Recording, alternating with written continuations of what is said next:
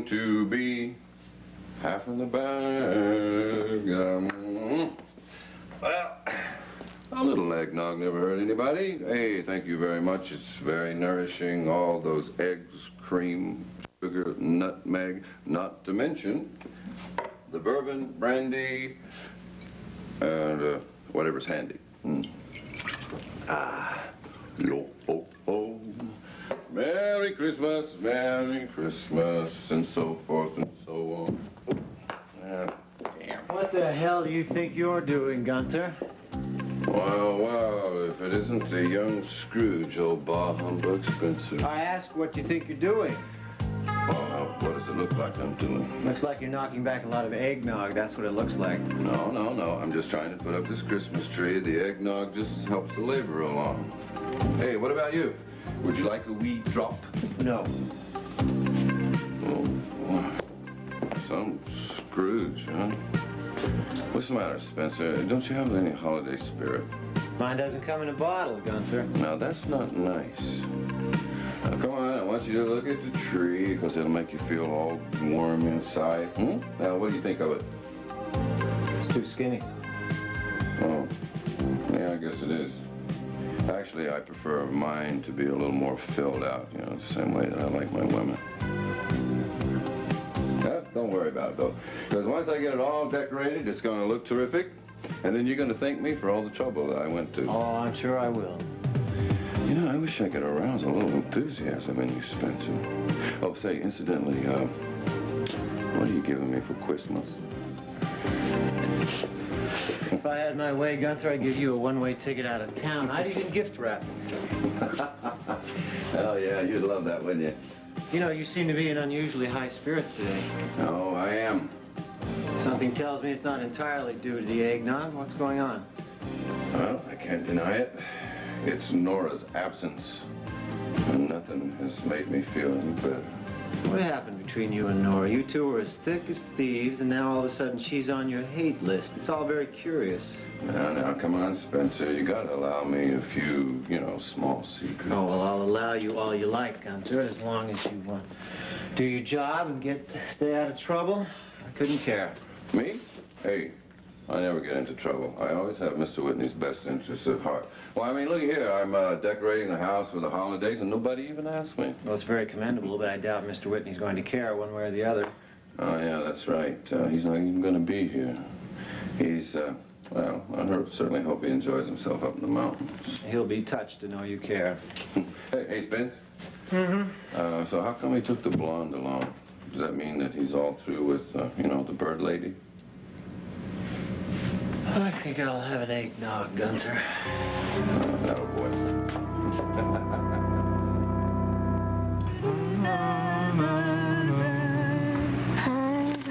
Oh, this is really lovely country. Oh, yeah. Wait until you see it in the daytime. It's gorgeous. You ever been up here before? No, I haven't. You're gonna love it. So how much farther is it?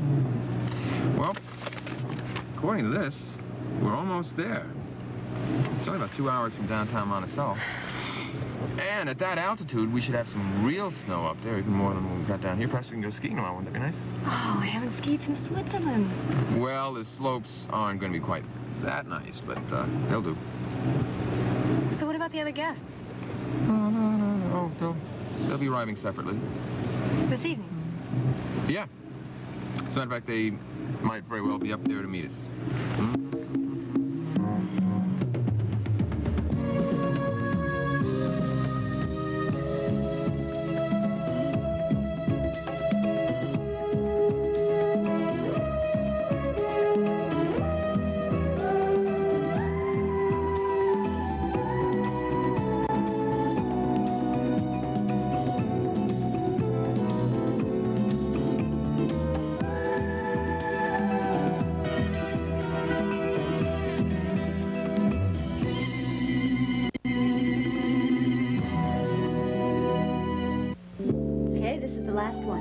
Where do you think? Up there, there's a bare spot. Okay. Great. Now let's get the lights. Oh, yes. Now the moment that it all comes to life. Oh, Gavin, that's beautiful. Yes, you are. was talking about the tree. Oh, the tree's nice, too. I know that we haven't hung the mistletoe yet, but do you think we can break custom and do without it?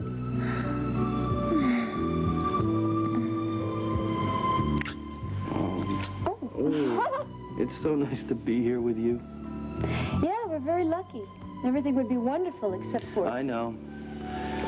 This thing with Miles seems to be really spoiling things, but it'll have a happy ending. You just gotta hang in there. Caused such a disruption in this house, it's been very hard to dig up Christmas spirit. Yes, thank you, Nora Fulton, the spoiler.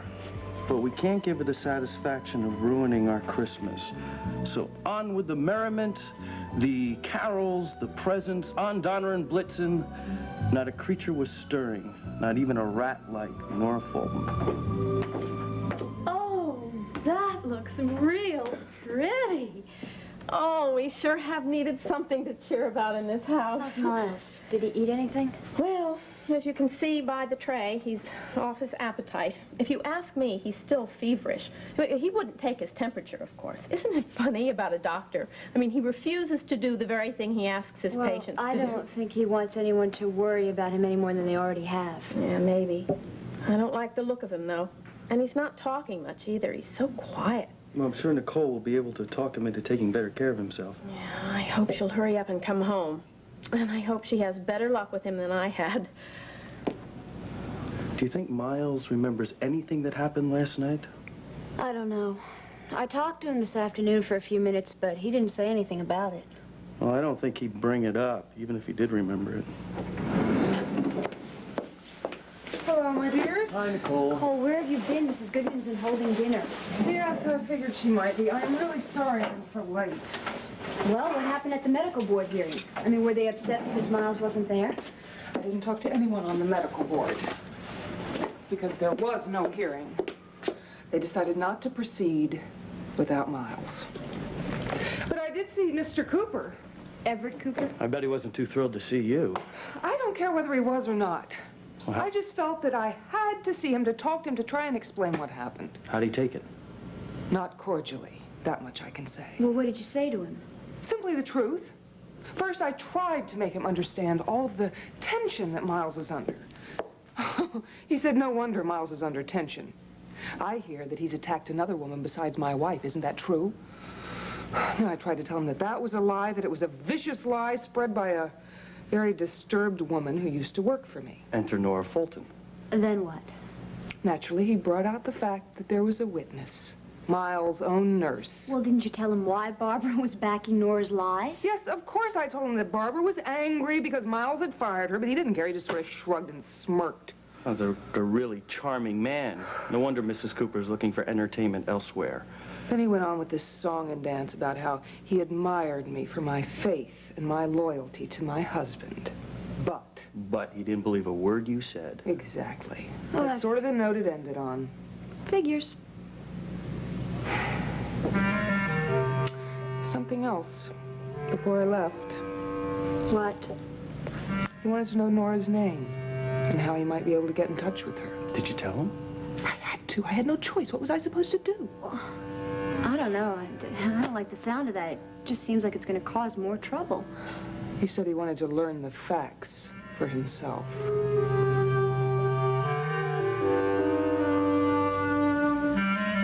Well, we've got the house all to ourselves, Spencer, and we won't have to work too hard. I had noticed you working so hard even when Mr. Whitney was here, Gunther. Listen, I pull my weight around here. I just need a little R&R once in a while. Hey, listen, I got a great idea. You look a little green around the gills, Spence. Listen, maybe you need a little holiday too, huh? The name is Spencer, Gunther, and if you can't manage that, then Mr. Varney will do. And thank you very much. I feel perfectly fine and not at all in need of a vacation. Oh, gee, that's too bad. I was hoping to have the house all to myself. Oh, then what would you do? Tear it apart with a wild party? Oh, maybe a party for two. I'm telling you, that new maid of ours is looking better to me every day. You'd better watch it, Gunther, or Nora won't be the last person fired around here. Ah, Mr. Whitney wouldn't fire me. I'm too cute and pretty. Oh, hey, wait a minute, Spence. Now, about that chick that Mr. Whitney was taking to the cabin... None of your business, Gunther. Well, why didn't he take Raven Alexander?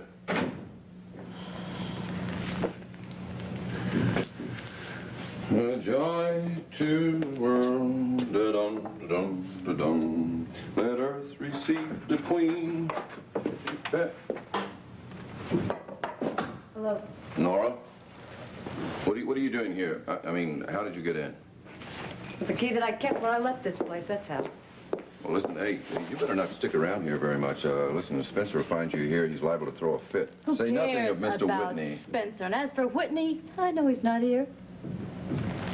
I came back this afternoon to get the rest of my things. I saw him leave with Valerie Bryson. Oh, yeah? Well, he may come back any minute, so you better not stick around very long. Thank you. I'll be the judge of that. Now, what are you doing here anyway, sweetheart? Oh, sweetheart, me, you left me in the lurch last night.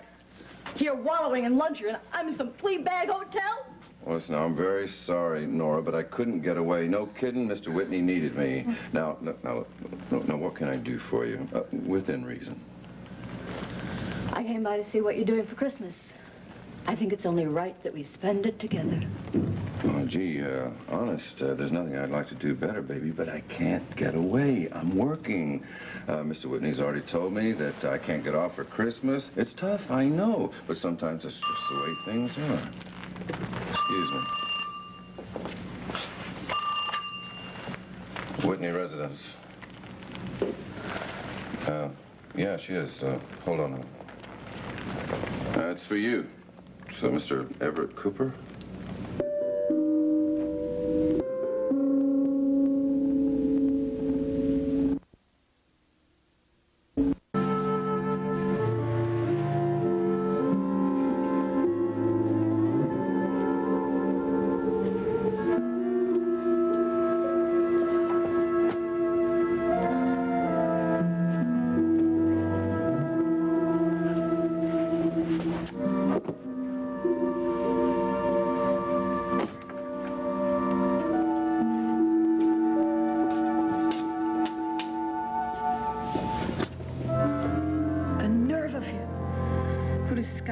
He is anyway, taking Valerie Bryson away for the weekend without even an apology to me.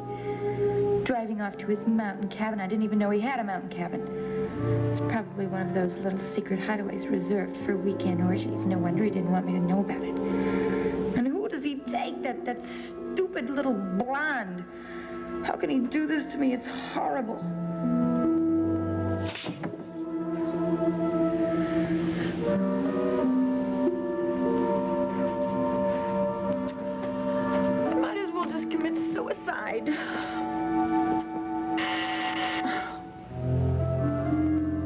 Guess I'd better answer the bell first.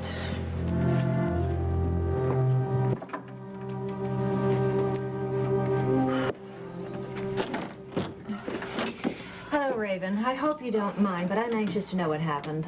Come in. Okay, thank you. Did you get to see Ian Devereaux? I certainly did. Everything happened just the way you wanted it. I was never better. Uh-huh. Does that mean you're back on the same footing? Yeah, I guess. I don't know. You don't seem very pleased about it. Well, I'm miserable about it. While I was at Ian's working my wiles, Valerie Bryson was at the Whitney Mansion working hers. What do you mean? Sky is taking her on a trip for the weekend. The entire Christmas weekend. Do you believe that? I see. He has some sort of cabin up in the woods somewhere, and the two of them are going up there alone. So they can commune with nature, if you know what I mean. It just makes me sick. Well, Raven, I am sure that what Sky is doing is all part of the plan. Well, I think it's a ridiculous plan if it sends my boyfriend out into the woods with another woman. You know that it's intended to convince Ian Devereaux that Sky isn't interested in Oh, you. yes, poor Sky, being forced to do such a thing. He must be suffering. It's something that has to be done, for his sake and yours. I just don't understand it. How do I get myself involved in these situations? Well, it's Sky who's in the bad situation. Now, you're helping him and the country. Well, I just hope this whole thing is worth the sacrifice. Now, you said that you're not positive that everything is okay with Ian, but you think that might be. Why? Well, because of Sky's phone call. Sky called him? Yes, to tell him about the weekend trip, and I had to sit there and just look like I was disinterested. Believe me, if they had filmed the thing, I would be nominated for an Academy Award. Well, you will deserve the award if you can make this happen. Okay, I won't keep you anymore. I just wanted to find out what was happening. Thank you. Oh, and, call me if you need me, and keep me posted if there are any other developments, okay? Good night. Good night.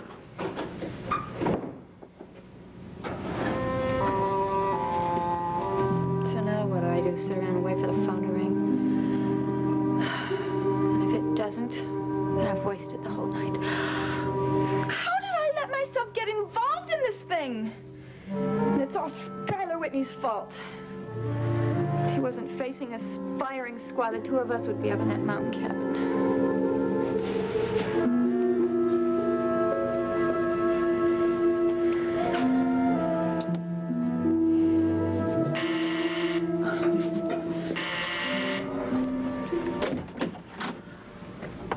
Ian. Raven, I felt that nothing was resolved this afternoon. And I don't like leaving things up in the air. Do you? Oh, no, I don't. Then if it's all the same to you, I'd like us to continue our conversation.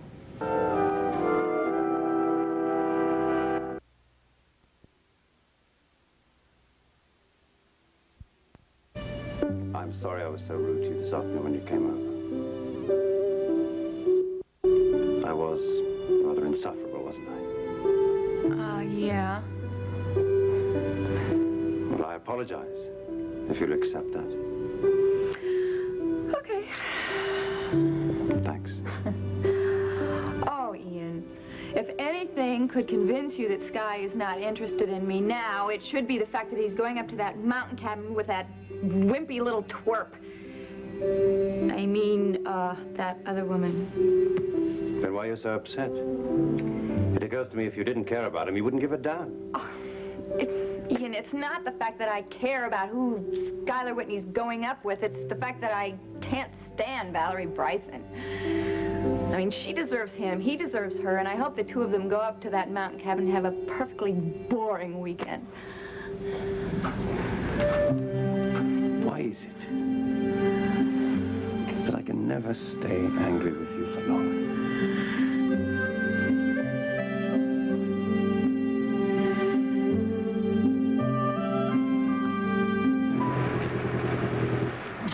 So here we are.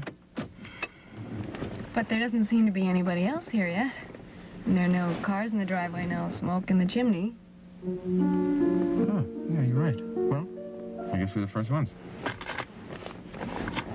Or is it possible that no one else is coming?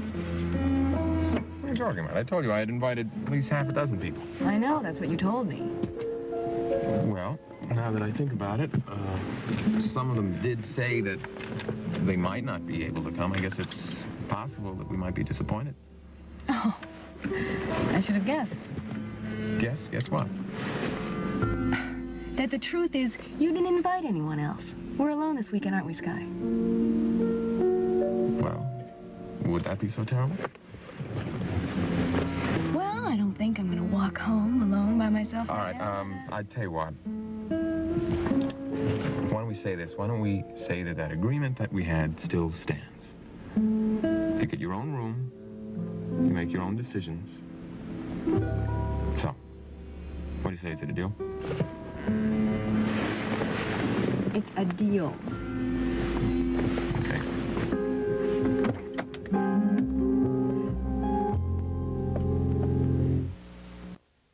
Mrs. Goodman, did you take a tray up to Miles? I sure did, Mrs. C, and he didn't touch it. He really should eat something. Well, there was no way I could force feed him unless I had two strong men to hold him down. He hasn't had anything all day.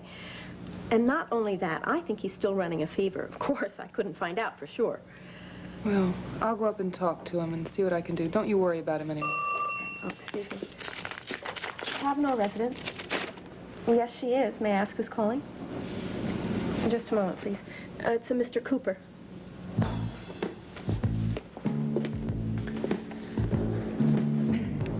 Hello, Mr. Cooper. Mrs. Kavanaugh, I've been looking into the story you told me this afternoon. I made a few inquiries about the reasons behind your husband's behavior. Yes? Well, apparently, you didn't feel obliged to tell me all of it. But now I know. And there's much, much more to Dr. Miles Cavanaugh than I suspected. I'm sorry, I really don't know what you mean, Mr. Cooper. Why didn't you tell me about the unmerciful beating he administered to his own nurse? That is a lie. Well, it should be simple to verify. And I intend to verify it. And if I find out that it's the truth, I'm going to recommend immediate suspension of his license to practice medicine. And you would be making a grave mistake, Mr. Cooper.